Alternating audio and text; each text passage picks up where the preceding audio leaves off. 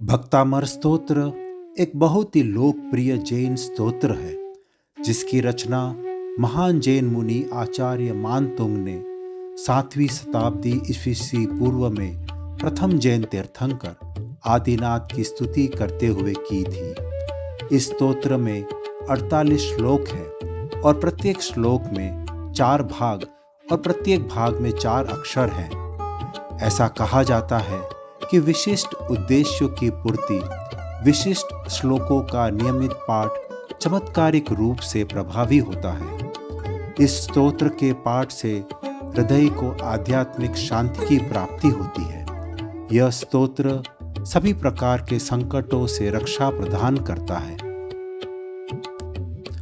तो आइए इस स्तोत्र की रचना के संबंध में कुछ जानकारी हासिल करते हैं। एक बार उज्जैन के राजा भोज ने जैन कवि धनंजय से आचार्य मानतुंग की प्रशंसा सुनी, तो राजा भोज को आचार्य से मिलने की इच्छा हुई। राजा भोज ने अपने सैनिकों को आदेश दिया कि वे आचार्य मानतुंग को अपने राज दरबार में ले आए। चूंकि आचार्य मानतुंग के पास राज दरबार में आने का कोई कारण नहीं था, इसलिए उन्होंने राज दरबार में आने का निमंत्रण अस्वीकार कर दिया। इस बात से राजा भोज क्रोधित हो गए। राजा भोज ने आचार्य मानतुंग जी को बंदी बनाकर उनको एक के अंदर एक 48 कमरों में बंद कर दिया। प्रत्येक कमरे में ताला लगाया गया। सबसे अंदर के कमरे में आचार्य मानतुंग को लोहे की जंजीर से बांधकर रख दिया गया। आचार्य इन सब से बिना विचलित हुए वहां पर भगवान आदिनाथ की स्तुति की। इस स्तुति से भक्तामर स्तोत्र की रचना शुरू हुई और एक के बाद एक सभी दरवाजे के ताले टूटने लगे। उन्होंने 48 स्तोत्र लिखे। इससे सभी ताले टूट गए और राजा भोज का सिंहासन भी डोलने लगा। इससे राजा भोज को अपनी गलती का एहसास हो गया। उन्होंने तुरंत ही आचार्य मानतुंग जी से माफ़ी मांगी और संपूर्ण आदर सत्कार के साथ उन्हें आहार कराया। तो लीजिए प्रस्तुत है भक्तामर स्तोत्र का पाठ और उसके प्रभाव के बारे में जानकारी। भक्तामर प्रणत मौलिमणि प्रभाणा मुद्योतकं दलितपापतमो वितानं सम्यक् प्रणम्य जिनपादयुगं युगादा वालम्बनं भवजले पततां जनानां यः संस्तुत सकलवाङ्मय तत्त्वबोधा दुद्भुतबुद्धिपटुभिः सुरलोकनाथै स्तोत्रैर्जगत्त्रितयचित्तहरेरुदारै स्तोषैकिलाहमपि तं प्रथमं जिनेन्द्रं बुद्ध्या विनापि विबुधार्चितपादपीठ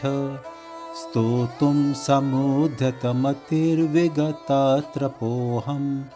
बालं विहाय जलसंसृतमिन्दुबिम्ब मन्यः कैच्छति जन सहसा ग्रहीतुं वक्तुं गुणान् गुणसमुद्रशशाङ्ककान्तान् कस्ते शमसुरगुरुप्रतिमोऽपि बुद्ध्या कल्पान्तकालपवनोद्यतनक्रचक्रं को वा तरीतुमलमम्बुनिधिं भुजाभ्याम् सोऽहं तथापि तव भक्तिवशान्मुनीश कर्तुं स्त्वं विगतशक्तिरपि प्रवर्त प्रीत्यात्मवीर्यमविचार्य मृगो मृगेन्द्रं नाभ्येति किं निजशिशो परिपालनार्थम् अल्पश्रुतं श्रुतवतां परिहासधाम त्वद्भक्तिरेव मुखरीकुरुते बलान् मां यत्कोकिल किल मधो मधुरं विरौति तच्चाम्रचारुकलिकानिकरे कहेतु त्वत्संस्तवेन भवसन्ततिसन्निबद्धं पापं क्षणाक्षयमुपैति शरीरभाज्याम् आक्रान्तलोकमलिनीलमशेषमासु सूर्यां सुभिन्नमिव सार्वरमन्धकारम् मत्वेति नाथ तव संस्तवनं मयेद मारभ्यते तनुधियापि तव प्रभावात् चेतो हरिष्यति सतां नलिनीदलेषु मुक्ताफलधुतिमुपैति ननूदबिन्दु आस्तां तव स्तवनमस्तसमस्तदोषं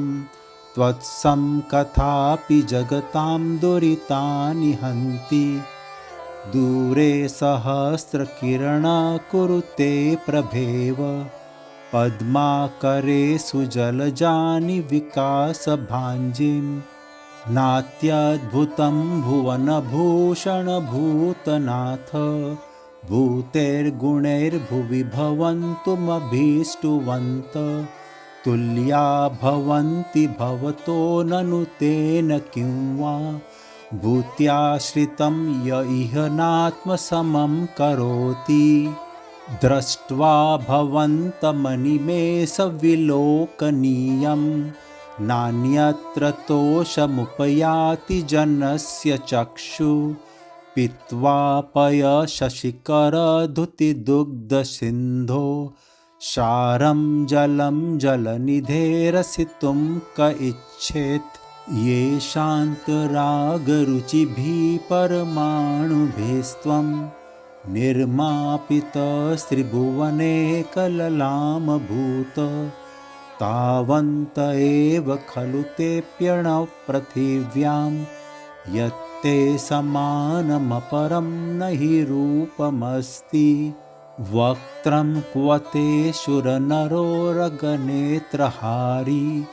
निशेषनिर्जितजगत्त्रितयोपमानं बिम्बं कलङ्कमलिनं क्व निशाकरस्य यद्वासरे भवति पाण्डुपलाशकल्पम् सम्पूर्णमण्डलशशाङ्ककलाकलाप शुभ्रागुणास्त्रिभुवनं तवलं गयन्ति ये संश्रिता श्रीजगदीश्वरनाथमेकं कस्तानि वारयति सञ्चरतो यथेष्टं चित्रं किमत्र यदि ते त्रिदशाङ्गनाभिः नित्यं मनागपि मनो न विकारमार्गं कल्पान्तकालमरुता चलिताचलेन किं मन्दराद्रिशिखरं चलितं कदाचित् निर्धूमवर्तिरपवर्जिततैलपूर कृत्स्नं जगत्त्रयमिदं प्रकटीकरोषि गम्यो न जातु मरुतां चलिताचलानां दीपोपरस्त्वमसि नाथ जगत्प्रकाश नास्तं कदाचिदुपयासि न राहुगम्य स्पष्टीकरोषि सहसा युगपज्जगन्ति नाम्भोधरोधर निरुद्ध महाप्रभाव सूर्यान्ति शाहि महिमासि मुनीन्द्रलोके नित्योदयं दलितमोहमहान्धकारं गम्यं न राहुवदनस्य न वारिदानं विभ्राजते तव मुखाब्जमनल्पकान्ति विद्योतयज्ज जगदपूर्वशशाङ्कबिम्बम् किं सर्वरीषु शशिना हि विवस्वता वा युष्मन्मुखेन्दुदलितेषु तमस्सु नाथ निष्पन्नशालिवनशालिनि जीवलोके कार्यं कियज्जलधरेर्जलभारनम्रै ज्ञानं यथा त्वविविभाति कृतावकाशं नैवं तथा हरिहरादिषु नायकेषु तेजस्फुरन्मनिषु याति यथा महत्त्वं नैवं तु काचशकले किरणाकुलेऽपि मन्ये वरं हरिहरादय एव द्रष्टा द्रष्टेषु येषु हृदयं त्वयि तोषमेति किं वीक्षितेन भवता भुवि येन नान्य कश्चिन्मनोहरति नाथ भवान्तरेऽपि स्त्रीणा शतानि शतशो जनयन्ति पुत्रान् नान्यासुतं त्वदुपमं जननी प्रसूता सर्वादिशो दगतिभानि सहस्ररश्मिं प्राचेव दिग्जनयति स्फुरदं सुजालम् त्वामामनन्ति मुनय परमं पुमांस मादित्यवर्णममलं तमस पुरस्तात् त्वामेव सम्यगुपलभ्य जयन्ति मृत्युं नान्य शिव शिवपदस्य मुनीन्द्रपन्था त्वामं वयं विभुमचिन्तमसङ्खमाद्यं ब्रह्माणमीश्वरमनन्तमनङ्गकेतुं योगीश्वरं विदितयोगमनेकमेकं ज्ञानस्वरूपममलं प्रवदन्ति सन्तः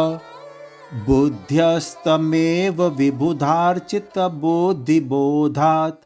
त्वं शङ्करोऽसि भुवनत्रयशङ्करत्वात् धातासि धीरशिवमार्गविधेर्विधानात् व्यक्त्वं त्वमेव भगवन् पुरुषोत्तमोऽसि तुभ्यं नमः श्रीभुवनार्तिहराय नाथ तुभ्यं नमः क्षितितलामलभूषणाय तुभ्यं नमः श्रीजगत्परमेश्वराय तुभ्यं नमो जिनभवोदधिशोषणाय को विस्मयोऽत्र यदि नाम गुणैरशेषै स्वं संश्रितो निरवकाशतया मुनीश दोषैरुपात विविधाश्रयजात गर्वे स्वप्नान्तरेऽपि न कदाचिदपेक्षितोऽसि उच्चैरशोकतरुसंश्रितमुन्मयूख मा भाति रूपममलं भवतो नितान्तं स्पष्टोल्लसत्किरणमस्ततमोवितानं बिम्बं रवेरिव पयोधरपार्श्ववर्ति सिंहासने मणिमयूखशिखा विचित्रे विभ्राजते तव वपुकनकावदातं बिम्बं वियद्विलसदं सुलतावितानं तुङ्गोदयाद्रिशिरसीव सहस्ररश्मिं कुन्दावदातचलचामरचारुशोभं विभ्राजते तव वपुकलधोतकान्तम् उद्यच्च शाङ्कशुचिनिर्जरवारिधार मुच्चे स्थितं सुरगिरेरिव शान्तकोभं छत्रत्रयं तव विभाति शशाङ्ककान्तं मुच्चे स्थितं स्थगितभानुकरप्रतापं मुक्ताफलप्रकरजालविवद्वशोभं प्रख्यातप्रयश्रीजगतः परमेश्वरत्वं गम्भीरताररवपूरितदिग्वभाग स्त्रैलोक्यलोकशुभसङ्गमभूतिदक्ष सधर्मराज जयघोषणघोषकसन्न खेदुन्दभीरध्वनिति ते यशस्प्रवादी मन्दारसुन्दरनमेरुसुपारिजात सन्तानकादिकुसुमोत्करवृष्टिरुद्धा गन्धोदबिन्दशुभमन्दमरुत्प्रपाता दिव्यादिव पतति ते वयसां ततिर्वा शुभत्प्रभावलय भूरिविभाविभोस्ते लोकत्रयधुतिमतां धुतिमाक्षपन्ति प्रोद्यद्दिवाकरनिरन्तरभूरिसङ्ख्या दीप्त्या जयत्वपि निशामपि सोमसौम्या स्वर्गापवर्गगममार्गविमार्गनेष्ट्य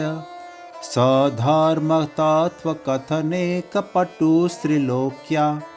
दिव्यध्वनिर्भवति ते विशदार्थ सर्व भाषा स्वभावपरिणामगुणे प्रयोज्य ऊनीन्द्रहेम नवपङ्कजपुञ्जकान्ति पर्युल्लसन्नखमयूखशिखाभिरामो पादोपदानि तव यत्र जिनेन्द्रदत्त पद्मानि तत्र विबुधा परिकल्पयन्ति इत्थं यथा तव विभूतिरभूजिनेन्द्र धर्मोपदेशनविधो न तथा परस्य यादक्प्रभादिनकृतप्रहतान्धकारा तादक्रतो ग्रहग्रहणस्य विकासिनोऽपि च्योतन्मदाविलविलोलकपोलमूल मतद्भ्रमद्भ्रमरनादविवद्वकोपम् ऐरावताभमिव मुद्धतमापतन्तं दृष्ट्वा भयं भवति नो भवदाश्रितानं भिन्ने बकुम्भगलदुज्ज्वलशोणिताक्त मुक्ताफलप्रकरभूषितभूमिभाग बद्धक्रमक्रमगतं हरिणाधिपोऽपि नाक्रामति क्रमयुगाचलसंश्रितं ते कल्पान्तकालपवनोद्धतवन्निकल्पं दावानलं ज्वलितमुज्ज्वलमुत्स्फलिङ्गं विश्वं जिगत्सुमिव सन्मुखमापतन्तं त्वन्नामकीर्तनजलं समयस्तशेषं